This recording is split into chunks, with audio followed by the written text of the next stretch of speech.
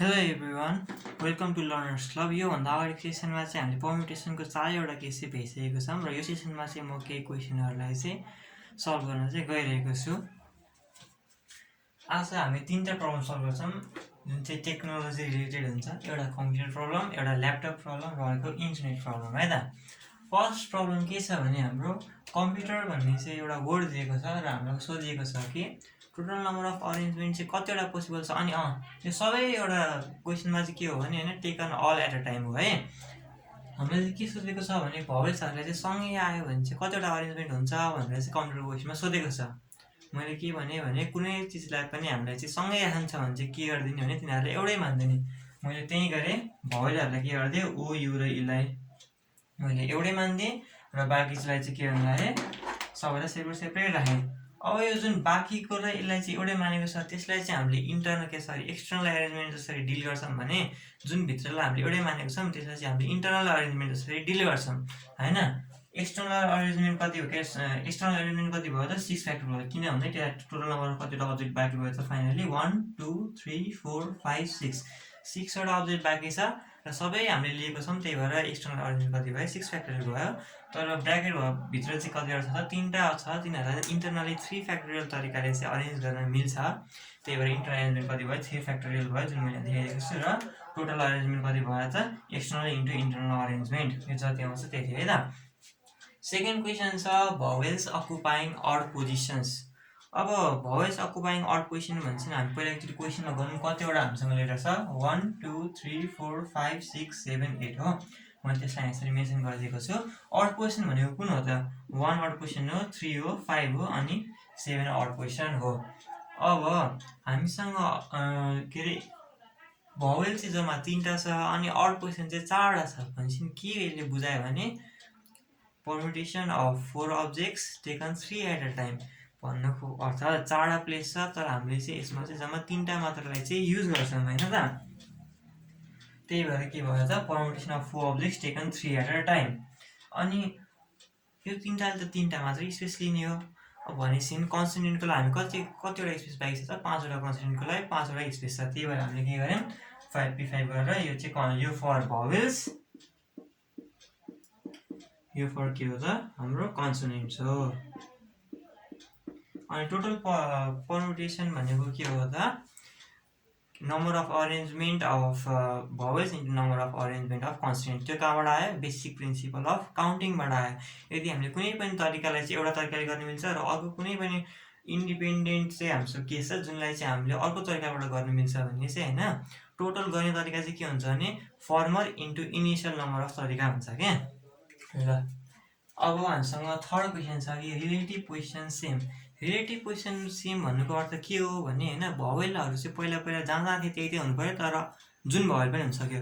For example अब मैले ओ you र इ छ नि, यो मैले ओलाई यहाँ राखेँ, युलाई यहाँ राखेँ, फेरि युलाई यहाँ राखेँ, के अरे इलाई यहाँ ओमा राखिदिन पाइयो। तर अब यो उयो ओलाई लगाएर अगाडि राखिदिनु चाहिँ पाइएन भन्नाले पहिला कन्सोनेन्ट जहाँ छन् अब यही ठाउँमा चाहिँ कन्सोनेन्टहरू हुनु पऱ्यो, भवेल जुन ठाउँमा थियो त्यही ठाउँमा अब भवेल हुनु पऱ्यो। अब यस्तोलाई कसरी सल्भ गरिन्छ हेरौँ है त। हामी पहिला सुरु भवेलको लागि सल्भ गरौँ, पछि कन्सोनेन्टको लागि सल्भ गरौँ। ल भवेल 3टा छन् र पोजिसन पनि कतिवटा छ, 3टा छ, एउटा 2टा 3टा हेर्नु त, तिनीहरू त्यो पोजिसनहरू चेन्ज गर्न पाइँदैन। त्यही भएर हामीसँग के छ 3टा अब्जेक्ट छन्, स्पेस पनि 3टा छ, त्यही भएर permutation total number of arrangement कति भयो त 3 फ्याक्टोरियल भयो।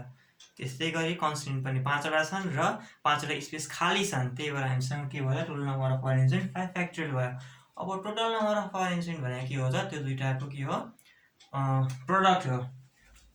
टोटल परम्युटेसन भनेको 3 फ्याक्टोरियल इन्टु 5 फ्याक्टोरियल। ल इन्टरनेटको प्रब्लम कम्प्युटरको प्रब्लम सक्यो। अब हामी जान्छौँ ल्यापटपको प्रब्लम है त।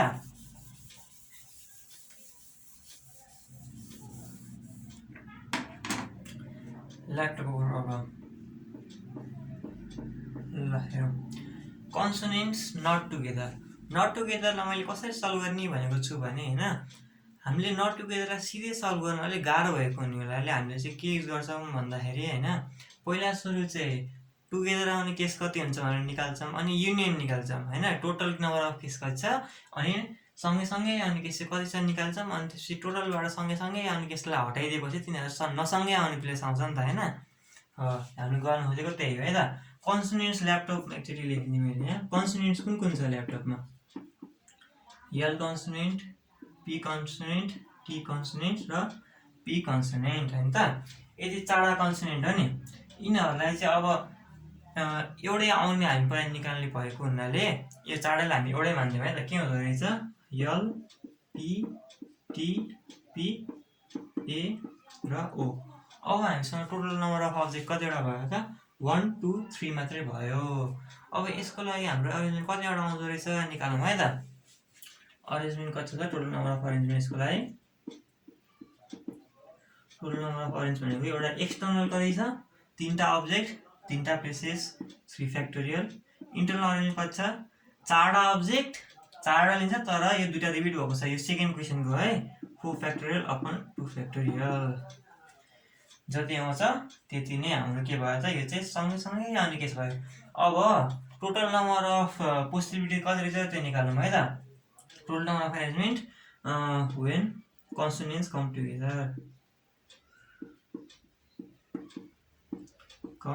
टुगेदर है त। अब हामी चाहिँ टोटल नम्बर अफ केसेस निकाल्छौँ होइन। Total number of arrangement total number of arrangement चाहिँ कति हो त हाम्रो? 1 2 3 4 5 6 6वटा अब्जेक्ट छ, जुन मध्ये 2टा चाहिँ रिपिट भएको छ। के हो त? N factorial whole upon P factorial. P भनेको यसमा कति हो? 2 हो। पी भनेको के हो भने हाम्रो त्यो फर्मुलामा जुन चाहिँ अब्जेक्ट कुनै पनि अब्जेक्ट जतिचोटि रिपिट भएको छ त्यो हो है त। जति आउँछ त्यति यसको। Therefore number of arrangement in which consonants are not together, in which consonants aren't together कति भयो त हाम्रो? 6 factorial whole upon 2 factorial minus 3 factorial into 4 factorial whole upon 2 factorial. कति आउँदो रहेछ निकालौँ।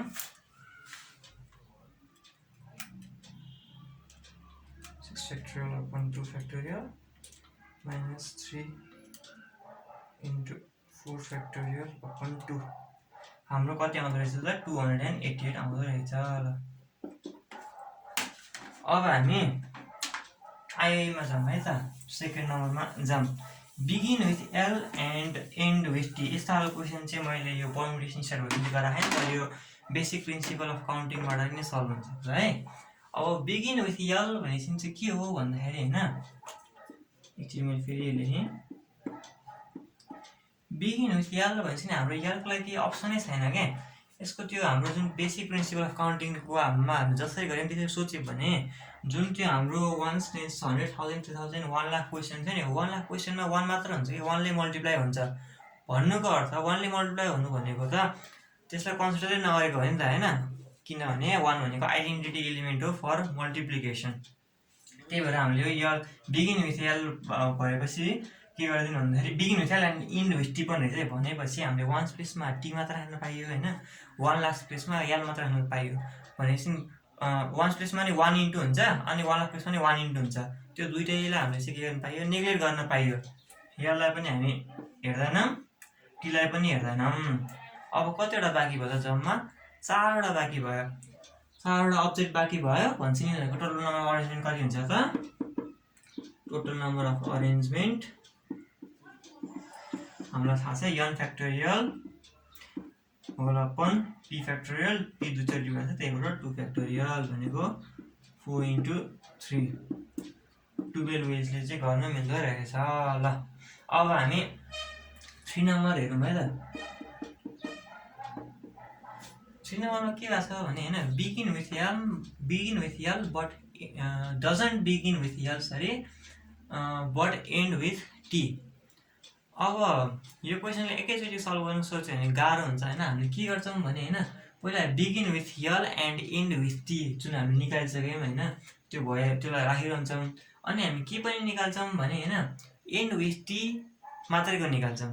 किन भन्दाखेरि होइन, यसमा चाहिँ एन्ड विथ टी तर एलको कुरै गएन भने चाहिँ त्यसले चाहिँ युनियन दिन्छ क्या हामीलाई। टोटल नम्बर अफ केसेस कतिवटा छ, टोटल नम्बर अफ पोसिबिलिटी कतिवटा छ त्यो दिन्छ हामीले होइन।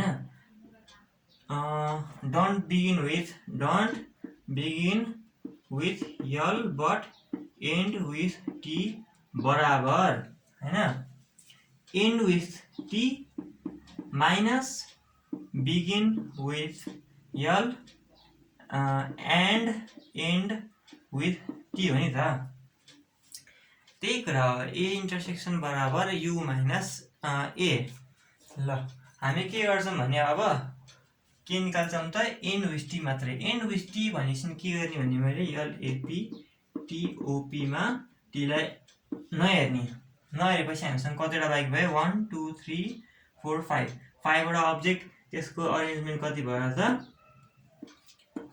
Arrangement of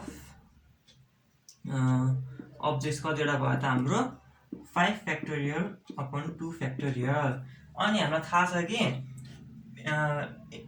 sorry begin with यल र एन्ड विथ टी कति हो हामीसँग ए भनेको कति हो त हामीसँग 12 हो भनेर पहिलेबाट थाहा छ देयरफोर हामीलाई रिक्वायर्ड एन्सर कति चाहिएको छ अरेन्जमेन्ट रिक्वायर्ड कति हो त हाम्रो सरी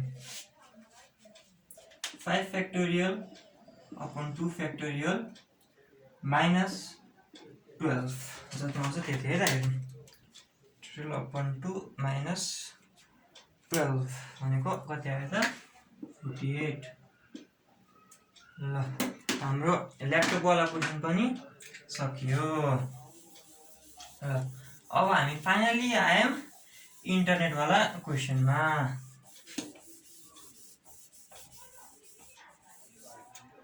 इन्टरनेटवाला क्वेसन अलिकति डिफ्रेन्ट छ यो दुईटै भन्दा है इन्टरनेट ल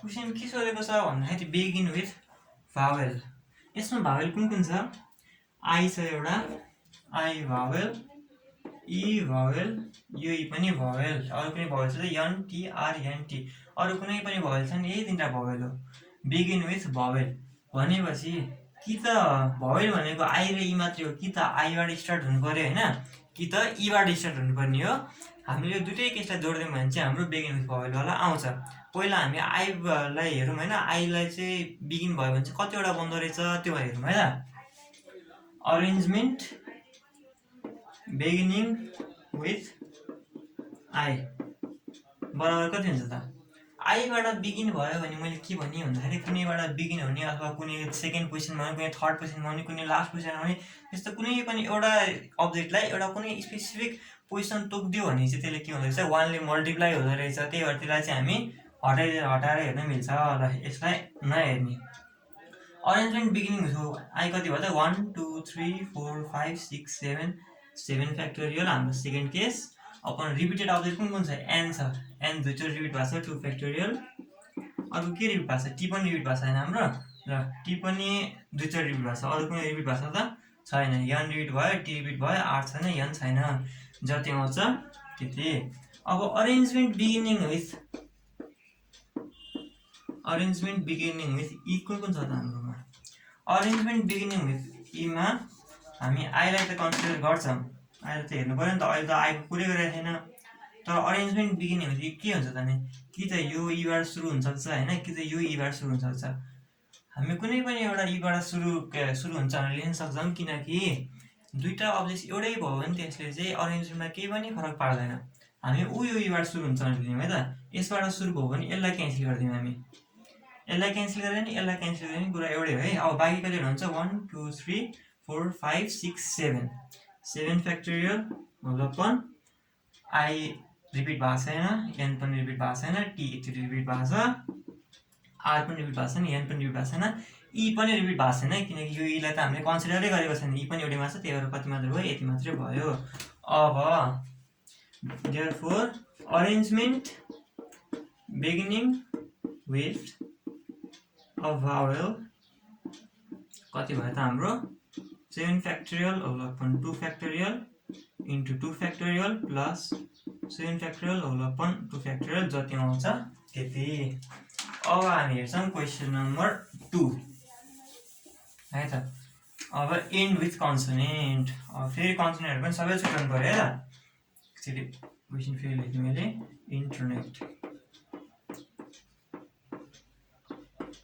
इन्टरनेट। ल इन्टरनेटको एन्ड विथ कन्सोनेन्ट। अब यसमा कन्सोनेन्ट कुन कुन छ हेरौँ है।